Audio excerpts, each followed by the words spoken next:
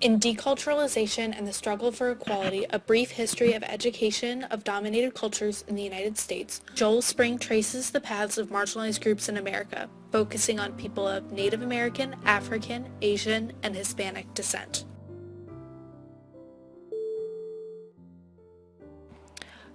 The Founding Fathers did not envision a multicultural, multi-ethnic nation, but believed America should be for white Anglo-Saxon Protestants. This was reflected in the Naturalization Act of 1790 that made citizenship only achievable for a free white person. This act denied citizenship to people who are African, Asian, and Hispanic, as well as Native Americans who were considered domestic foreigners. In the same year, 1790, native-born children of enslaved Africans were denied citizenship and state laws restricted the rights of free African Americans.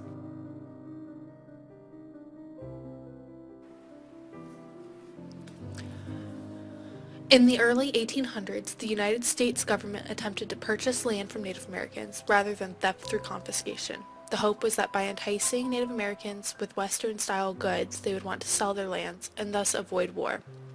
Trading posts and missionary schools were set up with the intention to increase this desire and assimilate Native Americans as a means of control. These schools attempted to, quote, civilize through education. In their educational ventures, many missionary teachers had attempted to create an alphabet of the Native American languages at this time. This proved difficult because of the missionaries' inability to become fluent in native languages. It was the Cherokee man Sequoyah who first successfully created an alphabet for the language of Cherokee. Missionaries rejected the alphabet because their goal was English assimilation ahead of education. By the 1820s, the growing population in the United States, combined with the ineffective efforts to obtain land through purchase, came to a head in the Indian Removal Act of 1830. This required all Native Americans to move west. The forced removal of 17,000 Native Americans was a brutality that culminated in the death of at least 4,000 people. Parents were separated from children, people were rounded up and murdered. When Native Americans did reach the Western Territories, they created highly successful community schools without the influence of Protestant missionaries. These schools pushed for universal literacy and protective Native American culture. Just south of the Indian Territories in Texas, U.S. settlers were at war with Mexico. In 1837, Mexico recognized Texas as an independent nation. When the U.S. annexed Texas in 1845, a small army was settled just north on the border of the Rio Grande. This sparked conflict with Mexico. Within a year, U.S. military forces had marched across the continent and taken control of Mexican territory from Texas to California. The U.S. invaded Mexico City and forced Mexico to sign the Treaty of Guadalupe Hidalgo, ceding all of the land from California to Texas. Although in the treaty Mexican citizens in this area were supposed to be granted American citizenship, many of their rights were abridged through limited voting and segregation. At this time, in the early 1800s, the pre-Civil War South had banned education for enslaved Africans for fear that slaves would learn and revolt against their oppressors. In the North, in Boston, free African Americans created their own schools in hopes to protect their students from the prejudice of white schools. In 1806, Boston created its first segregated school. By the 1820s, the inferior conditions of the black schools were apparent, and by 1849, protests to segregated schools had reached the Massachusetts Supreme Court. In the court case Roberts versus the City of Boston, Benjamin Roberts sued the city for excluding his daughter from the white schools that were nearer to their home than the black schools.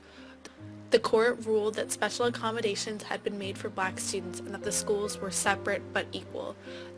This was an early forerunner to Plessy versus Ferguson, which established nationally separate but equal. This law in Massachusetts would not be overturned until 1855. The U.S. government, acting through the Indian Peace Commission, sought to weaken Native American tribes by division on reservations and through boarding school education. In 1955, Massachusetts finally outlawed segregation, but in 1857, the Dred Scott decision completely divested citizenship from African Americans nationally. Post-Civil War, in 1868, the 14th Amendment guaranteed U.S. citizenship to naturalized and native-born persons, excluding Native Americans. The first great literacy campaign spread across the South. The Tuskegee Institute, created by Booker T. Washington, pushed for non-threatening education for African Americans. In contrast to this, W.E.B. Du Bois wanted uncompromising high standards for black education. In the 1850s, the first Chinese migrants came to California for the gold rush. After the gold rush ended, and without enough money to return to China, many worked on the Transcontinental Railroad. In 1868, Japanese contract laborers were brought to Hawaii to work on plantations. In the 1850s, the California Supreme Court ruled that Asians could not testify, incorrectly classifying Asians as Native Americans based on the Bering Seas hypothesis.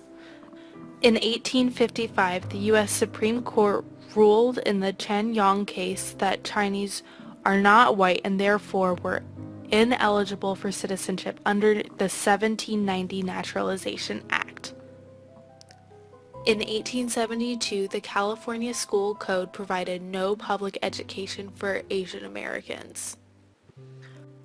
In what is technically occupied Mexican territory, in California in 1855, the law required that all school instruction be in English. Texas passed a similar law in 1870.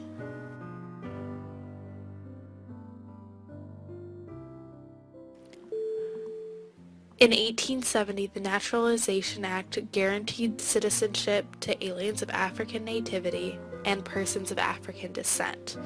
In contrast to this, the U.S. government tried to weaken Native Americans culturally through boarding schools that forbade them speaking their native tongue and removed children from their home to break the bond of family enculturation.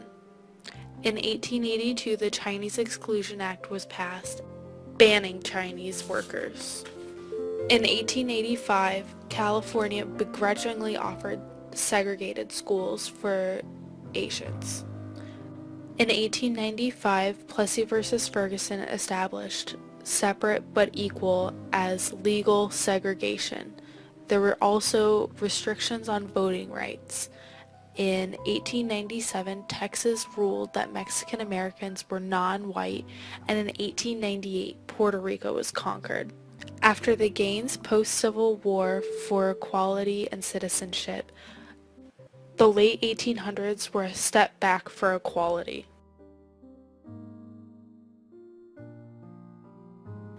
In 1901, citizenship for Native Americans was extended to the so-called 5 civilized tribes, but full citizenship to all Native Americans was not realized until 1924.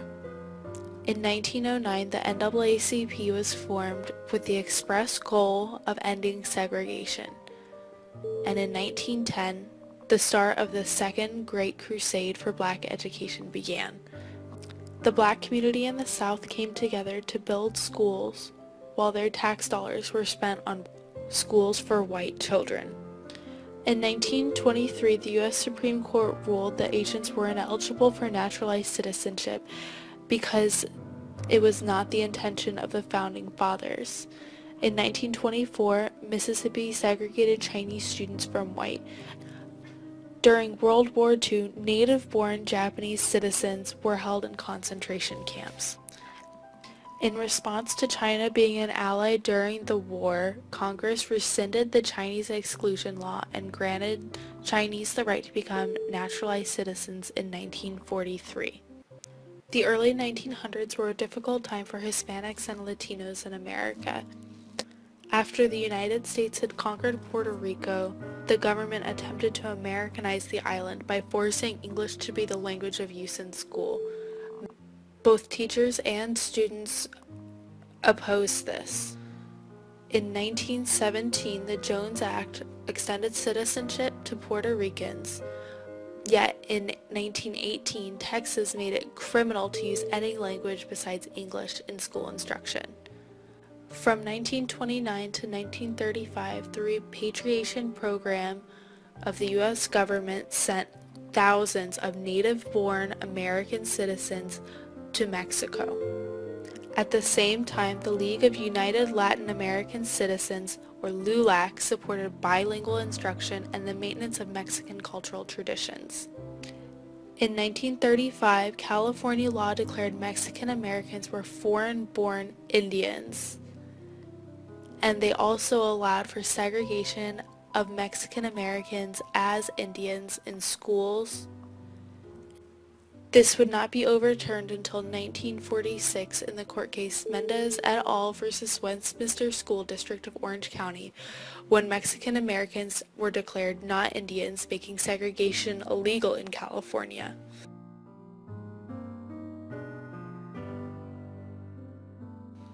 In 1954, the court case Brown versus Board of Education ends the legal basis for segregation, and in 1965, the Voting Rights Act extends legal protection of all rights to all citizens. In 1961, a task force on Indian affairs recognized the travesty created by deculturalization of Native Americans in boarding schools. The task force, in its report, advocated for community-controlled schools similar to those of the early 1800s before the boarding schools. There was a push for bilingual education for Native Americans. This mirrors the 1951 decision of the Commonwealth of Puerto Rico to restore Spanish as the language of instruction. In 1969, the court case Kisneros versus Corpus Christi finally applied the Brown versus Board of Education to Mexican Americans, making segregation of Mexican Americans illegal.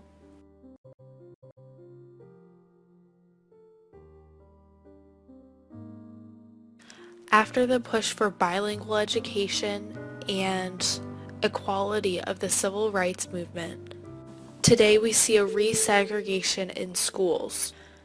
No Child Left Behind has abandoned bilingual education in favor of stronger English education. An established national curriculum also establishes a national culture. With America's long history of poorly addressing different ethnic groups, we must be acutely aware of the historical practices of deculturalization.